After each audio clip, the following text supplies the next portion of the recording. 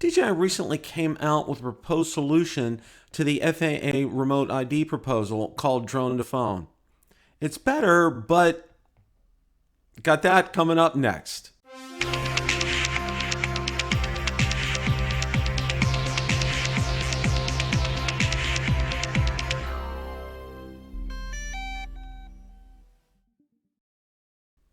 Hi everyone, Bill from BillTheDroneReviewer, where I make drone and drone related videos. If you're new here, welcome, and consider hitting the subscribe button so you don't miss any future content. With that, let's begin. The other night on Rotor Talk Live, Marcus Crawford, Ron Brown, Lauren Donauer, and I discussed DJI's Drone to Phone, their proposed solution to the FAA remote ID proposal. So without any further ado, let's play that clip in its entirety. DJI put out a video yesterday. I believe it was yesterday. Yeah. Yesterday. And it was on, they call it Drone to Phone. All right. And Brendan Schulman and Adam, what's the gentleman? Adam Lisberg, I believe, from DJI, talked about it's an answer for remote ID. Now, it's based upon Wi-Fi. And they deem it as a cost-effective type of solution. They also say that this can be rolled out to existing drones for firmware update, and that the burden would not be on consumers as far as the cost is concerned. However, and this has been a real sticking point, and I did notice in their comments section that overwhelmingly people said, okay, law enforcement on a need-to-know basis, yes, that's fine. But for me, okay, I don't want the gentleman across the lake down there to know that I'm flying. And if he has a hard time with it, comes over on my on my property with a baseball bat and destroys the drone, or comes after me, or if a criminal decides, you know what, I'm going to go steal this drone. I know where this guy's flying. I'll just come over there and get it. I mean, the whole privacy concern I think, is overriding in this point. Now, just to be fair, I did see a comment today out on Twitter, and it was from Brendan Schulman, and he responded. Drone DJ had put out a comment about this, and Brendan Schulman said, this is not something that we're implementing. This is something that we have proposed as a possible solution.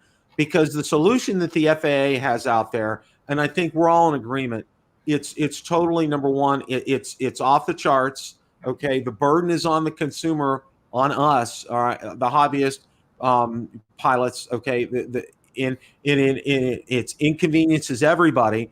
It affects the AMA as well, and all the gentlemen who love to fly their model planes. It's very far-reaching. It's very invasive. It's too much, okay? And this version, what DJI has proposed, okay, it sounds plausible, it sounds doable, it's with Wi-Fi, okay, everything but, and this whole issue of privacy. Gentlemen, I'm going to open up the floor here to this. What do you guys think of this? Well, I'll go ahead and start. So, and just like we spoke about earlier, my concerns are just what you described, Bill. Everybody knows I fly out at Heroes Park in Meridian quite a bit, and I've had, nothing but friendly interactions with people out there in the park. But you could imagine that somebody sees you flying in a public park, and they don't like it for whatever reason. And like you said, maybe not even harming you personally, but here comes your drone. They take a baseball bat, knock it out of the air. I mean, your mind just reels. And why is that anybody's business? I don't see how that is anybody in the general public's business. Now, with regard to flying in controlled airspace, I absolutely understand why the authorities, under certain circumstances, would want to know that. And those circumstances being if they observe you flying in an illegal way, or if it's a big sporting event or VIP event or something that they're very, very concerned about keeping the airspace clear. Absolutely, I want the authorities to be able to zone in and figure out who's flying and all that. That said, when I am out in Class G airspace out in the middle of, going over the Snake River Canyon, nobody needs to know that I'm flying my drone out there. They just don't. I'm not hurting anybody. It's not in controlled airspace. That is nobody's business. Now, Bill, you touched on something earlier where you mentioned an ADSB receiver, not a transmitter, because what the FAA is worried about is overwhelming the system if we all had ADSB transmitters on our drones. But a receiver that would tell us if there are aircraft in the area, something like that. Hey, that's a great idea. That's something that would be, personally, I would see as helpful to all of us. My biggest concern here is just like what others have presented. It feels like it's a done deal already, and that's just a bummer, because I just think it creates, it will change our hobby permanently, because a number of people just won't want that hassle, and they just won't do it. That's all. They just won't do it. I want to go next on this one, because I don't know if any of you guys have ever flown a drone with ADSB. I've flown several times a 210 version 2, which is equipped with the ADSB. And, something I frankly love it, because having that awareness of other aircraft around you just adds an extra level of safety. And I was kind of thinking that since we have the ADSB on those drones, that if they were to use something like their geo mapping, and if you are in controlled airspace, it also becomes a ADSB out. So that if a guy was in Class G airspace, you've got just ADSB in, because there is aircraft out in G airspace. So having that as a option to have the extra level of safety, to me, it's kind of a no-brainer to just add that ADSB out in controlled airspace. Lauren makes great points. I mean, there's much better ways of implementing safe drone flying out there than what the FAA proposal brings down. Less complicated, more effective. And I've said it before, the FAA proposal is written by a lobbyist for a delivery company who doesn't, all they want to do is clear the skies out so they can deliver their packages, which isn't going to happen anyway for the foreseeable future anyways. It's got nothing to do with what's best for drone flyers. And the ironic part about that video that DJI released yesterday that has so many dislikes and so much hateful thoughts about it, it's still better than what the FFA wants to do, making us pay for like a third party thing to identify us, whatever. I mean, that's how things have gone bad that DJI's proposal, but it's still better than what we may likely get anyways. But I'll throw it back to Bill.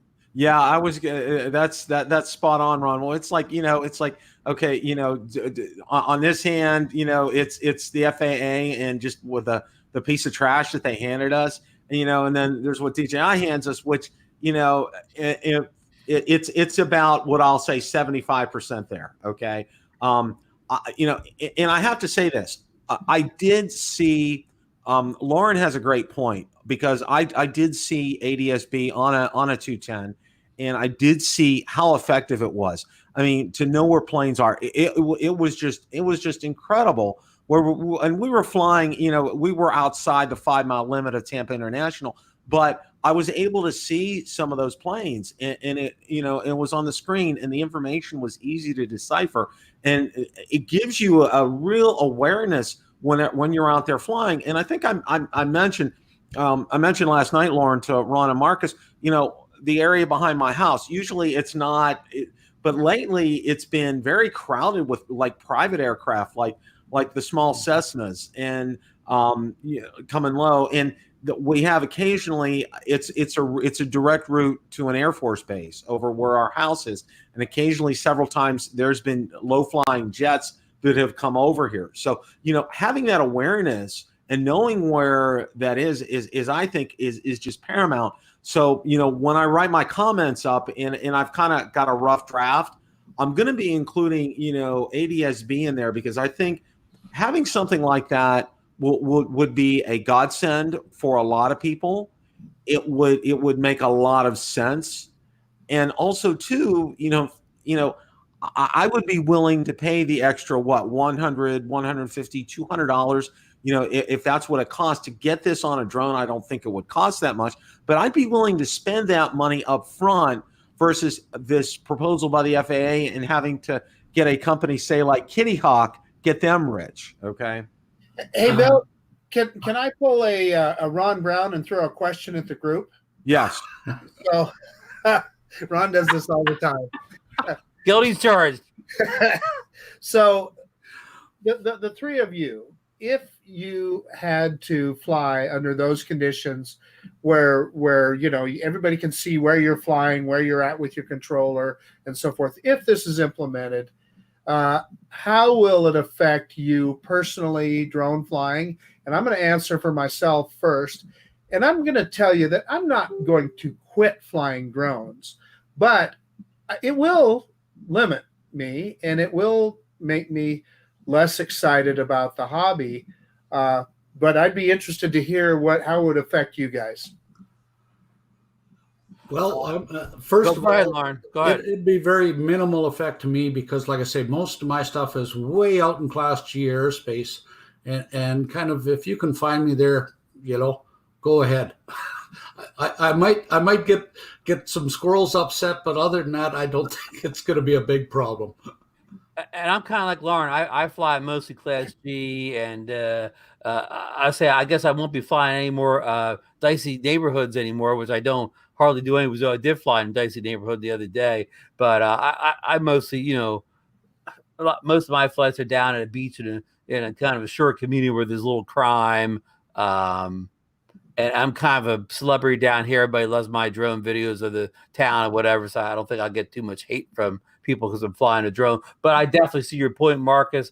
It won't have as much impact on me as I think most people, but I could definitely see it having an impact on many in the drone community, and even to the extreme that some people will give up the hobby because of these restrictive rules. So, Bill, throw it over to you. What are your How can you answer Marcus's question? Well, that's a good question. And for me, it's not going to affect me. I mean, if I need to go out and fly in a different area all the time, other than where, and I kind of think I'm going to be have to do this because our development situation is changing rapidly, and some builders are coming in, and they're claiming that they own the lake and it's their property and all this stuff. So that could be changing. But for now, I'll find a place to fly and I'll continue to do so. My heart's content. I mean, this will not change my habits at all.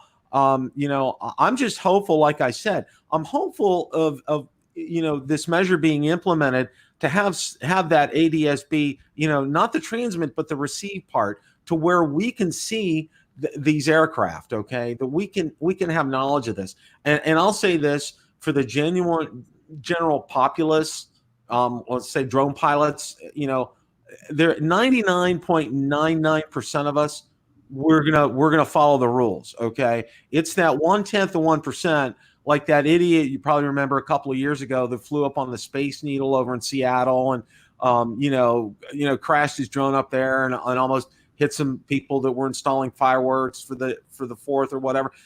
It's idiots like that. But for the most part, okay, most of us follow the rules. Most of us want to know when there's aircraft out there. Most of us, instinctively, okay? Let's say, and this happened last time I flew. It was a Mavic Mini. I had it up. It was maybe 25 feet up in the air. I hear a plane overhead. I just stop. I'm stopped right where I'm at. It was within visual line of sight. I saw him. I waited until he was way out of the area, and I didn't go higher than 100 feet for my flight, okay? Most of us are like that. Most of us, if we sense that there's something in the area, if we know that, we're gonna react to it. And this is why I think you can't place enough emphasis on having a ADSB receiver in the drone, because it will tell you information that will be valuable to you, extremely valuable. I look at it like this, okay? It's not the private pilot's fault, okay, or the private pilot's concern to get out of our way. It's our business to get out of their way. And once we do, things work well. They work like they should. Okay, that's kind of my 2 cents worth on all this. And, So- and I'm going to get. Oh, go ahead, Marcus. I'll go after you. Okay, I just want to add that your 3 responses then to me are confirming to both the FAA and to DJI that it's okay to implement this because it's not going to affect their business. No, that's not what I meant. I was referring to ADSB, not the implementation as they're proposing. Okay. But on the ADSB, I'm getting the Air 2 just because it has it. Okay. Well, Mel brings up a good point, and by the way, welcome, Mel. I don't think Amazons of the world can do deliveries with the current FAA laws. If you want to expand upon that in the chat, go for it, Mel. That would be fine. We can definitely talk about that here for a minute. And that's the other thing, the other driving force behind a lot of this remote ID. I can show you a current law in the FAA regs that prohibits it. Okay. That's if you want to go ahead and post that link, I'll allow that link, Mel. So go ahead and do that if you want to. And I think this is another point before we kind of wrap things up here on this and kind of close things out. I think it's important to realize here that what's the driving force behind all of this. Okay, it's our buddy Mr. Bezos and Amazon and UPS and FedEx and all these companies that want to do deliveries by drone. And I think we need to keep in mind that the technology still isn't there yet. Okay, and I did say that when the remote ID proposal came out, that technology, it's putting it, what they put on paper will not work. It's not a viable solution yet. Maybe 2, 3, 4 years down the road, it could work. We don't know. Okay. What at least DJI's solution works.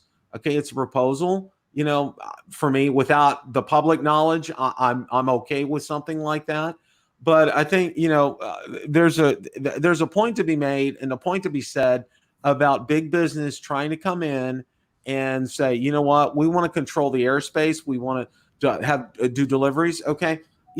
It's going to take, they're still not at a point where that they're capable of doing that yet. Everything that I've read as far as these are concerned, I do see some great success stories about, for example, there was a hospital campus in North Carolina, transferring, blood, or even there was a kidney that was moved from one area to another.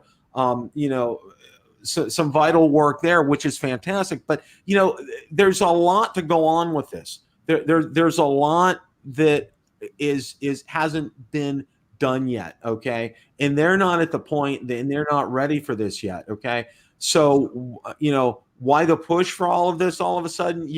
That's a whole nother topic. That's a whole nother Rotor Talk Live. I'm not going to get into that right now, but I'd like you guys' final thoughts on this whole drone to phone from DJI and remote ID. If you guys want to start, Marcus, Ron, and then Lauren, if you guys want to go ahead and do that.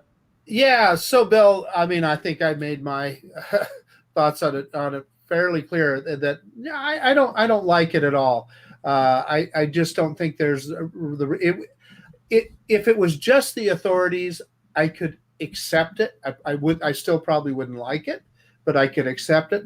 But the fact that the general public, that anybody can get their smartphone out and look at exactly where I flew my drone and where I'm standing, I got a problem with that. So, yeah, anyway, it is what it is. And I suspect that that one way or another, that kind of technology, whether it's the FAAs or DJIs or however it works, that's going to be kind of something that is going to happen. And I think it will put a damper on our hobby.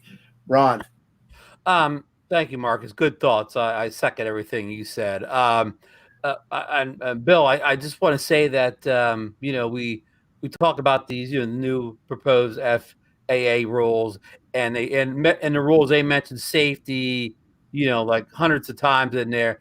But we all know that that's that's not right. We know that outside of a few isolated incidents in the U.S. and even worldwide, there's been very little drone accidents as far as them hitting planes or other drones or anything like that. There are very few isolated cases. So this really has nothing to do with safety. This is all about clearing the decks for the big delivery companies who think they can deliver stuff, which we've already talked about. It probably won't happen in the near future anyways. So but that's just it. It's not about safety. You could talk about how safe remote ID is, or AD. I can't even say the letters. How safe that is. But I mean, there's not many safety concerns as it stands now. So that's my thoughts, and I'll throw it over to Lauren.